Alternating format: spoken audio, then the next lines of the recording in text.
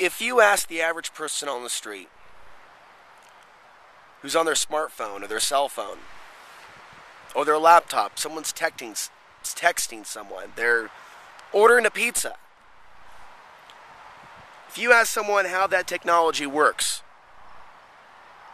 that's allowing them to connect with the world and thus have an emotional response. People are having an emotional response through their interactions with people they're talking to online, social media. They're having an emotional response to what they're seeing on YouTube, to what they're seeing online. That internet may be coming to them via Wi-Fi, a completely wireless, invisible technology for the most part around them, but we believe it exists. But what's the proof? What's the proof that Wi-Fi exists? I can't prove to you that Wi-Fi exists at all, other than show you clues that I think would indicate that Wi-Fi exists around me.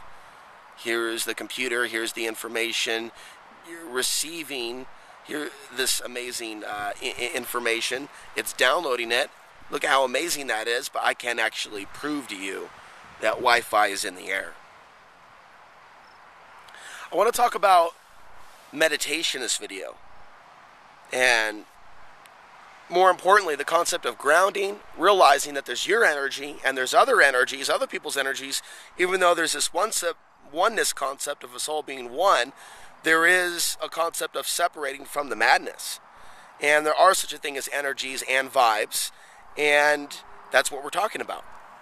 Because there are such a thing as cell phone towers and Wi-Fi and internet and things like that, and it's clear that people are tapped in to that grid. But they're working with the devices that were made for them. None of those people, very few of them, could even intellectualize or even begin to explain how Wi-Fi actually works. Now, Wi-Fi and other things, other signals, radio signals, microwave signals, sounds, colors, smells. See, there are things that are within human sight and human detection, human perception. And there are things that are beyond human perception. And one thing I'm convinced of, and I'm not the only one, this world is a world that many have lived on over time. And I will say will, in the years, in the eons and epochs to come. This is not just a planet for human beings, whether we like that or not. Having said that, human beings are very much affected by a lot of things. By each other, because human beings are transmitting and receiving information. They're affected by propaganda. Human beings are very much affected by their instincts, their bodies. And that's not necessarily a positive thing. There are some things that are very much a part of our animal self that has nothing to do with consciousness and is all about survival. But it's really about balance. We have to do what we need to do physically to survive. We need to keep our bodies alive. We need to drink enough water. We need to eat enough food. We need to have shelter. We need to have adequate clothing so we don't get hypothermia. So the hierarchy of actual, genuine needs that we actually physically need aren't very large. Humanity, of course, has created a toxic situation where people are going after things they don't really need, and people are getting hurt in the process. So there's a lot of toxic energy that's built up on the planet. A lot of humans have been led astray. Picture yourself, if you will, if you're in a big city or if you are in the middle of Timbuk nowhere, but you're surrounded by weird vibes, perhaps strange spirits, perhaps weird neighbors. You thought you were going to be able to get away from all of it, and you just found more of it in the middle of nowhere. Or again, you're in the city and you're on a subway.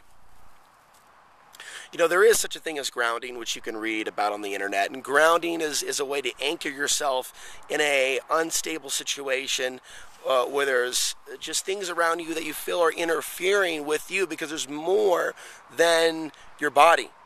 There's your energy system or your energy body.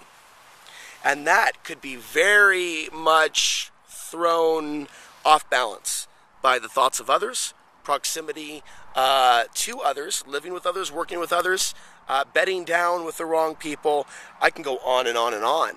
Smart meters, cell phone towers, watching too much television, being put into a trance. That changes the human aura or field around the body. Going through a scanner at the airport, getting on a plane and being exposed to all that radiation.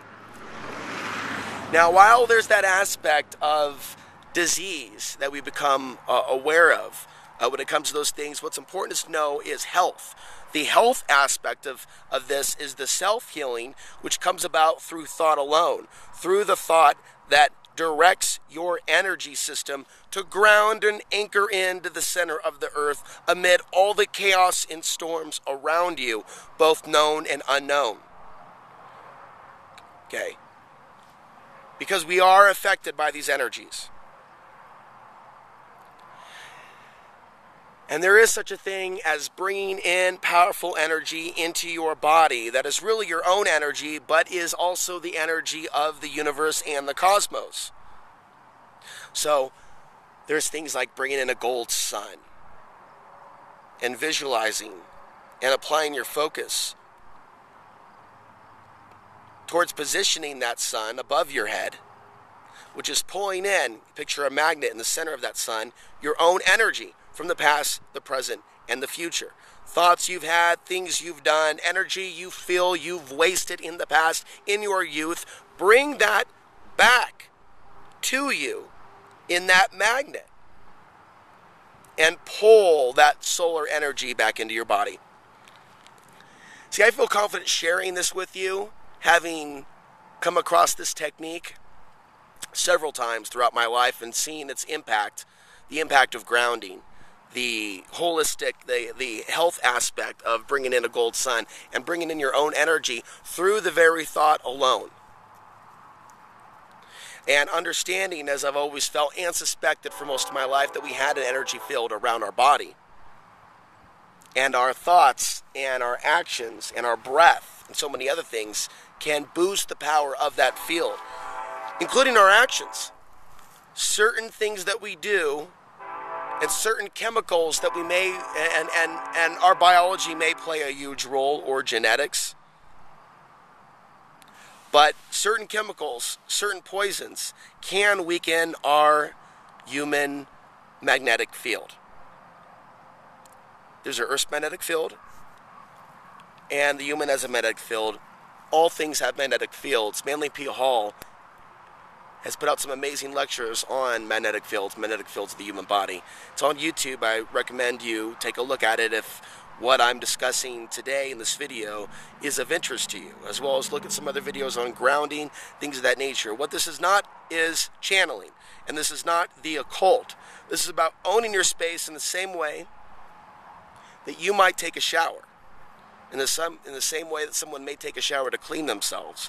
There is such a thing as a spiritual shower, where you're not working with strange energies and strange spirits, and you're not giving your you're not sacrificing anything to any gods, and you are not involved in any specific prayers.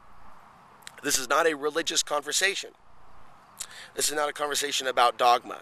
In the same way that you might brush your teeth, in the same way that you might take a shower to clean yourself, there is such a thing as spiritual maintenance, and there is such a thing as the human magnetic field. And so whether or not you're aware of these energies that are out there on the planet, demons, aliens, archons, old spiritual energies from the past, other humans that have lived on the earth, that are stuck on the earth, that lived pretty messed up lives.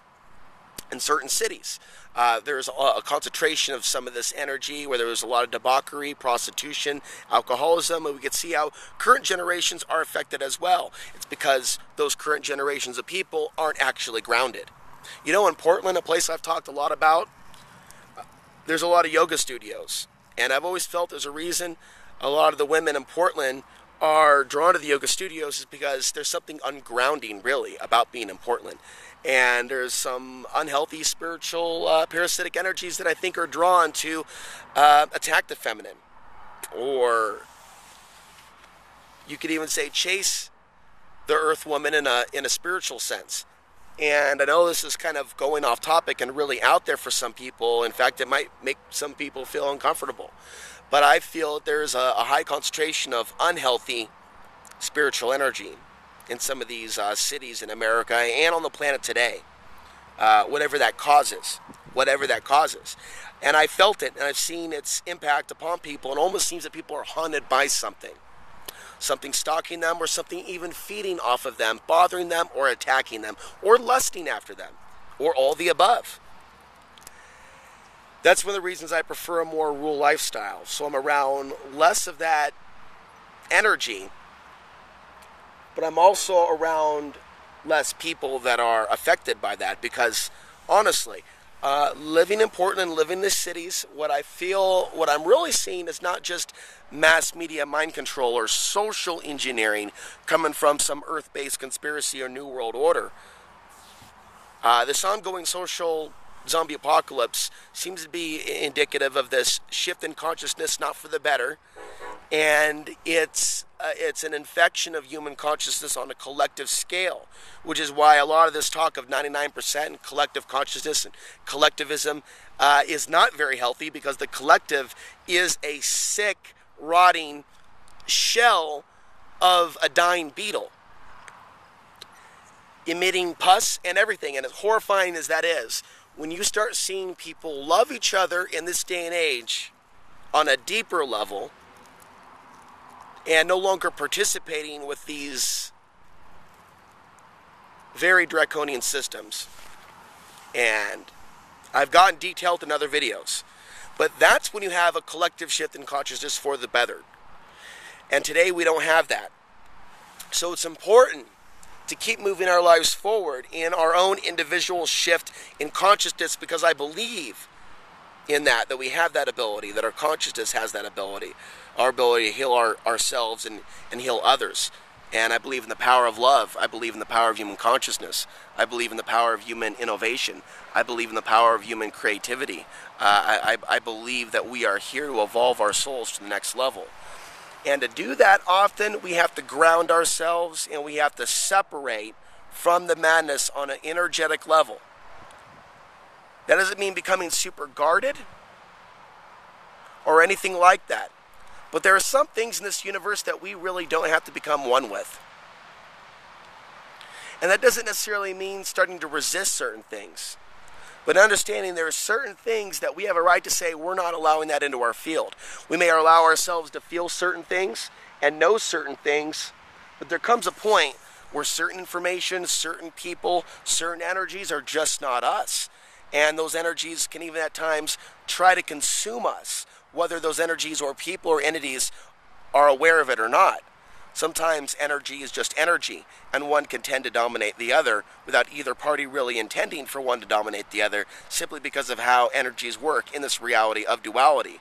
So in conclusion, start thinking more about deep breathing, observing your reality, observing your thoughts. Look at Vipassana meditation on a side topic, but to go on a deeper level than Vipassana and just simply being aware. Many of you are now aware. You're now aware of energies. You're now aware of sensations. You're now feeling things in your body. You're now having powerful dreams. And now it's important that you realize that when necessary, whether you're in a rural community or urban, that you must ground and separate from the madness and feel your own energy field by itself, to visualize it being strong, to visualize it growing, and to practice pulling it back closer into your body and extending it as you would breathe in deeply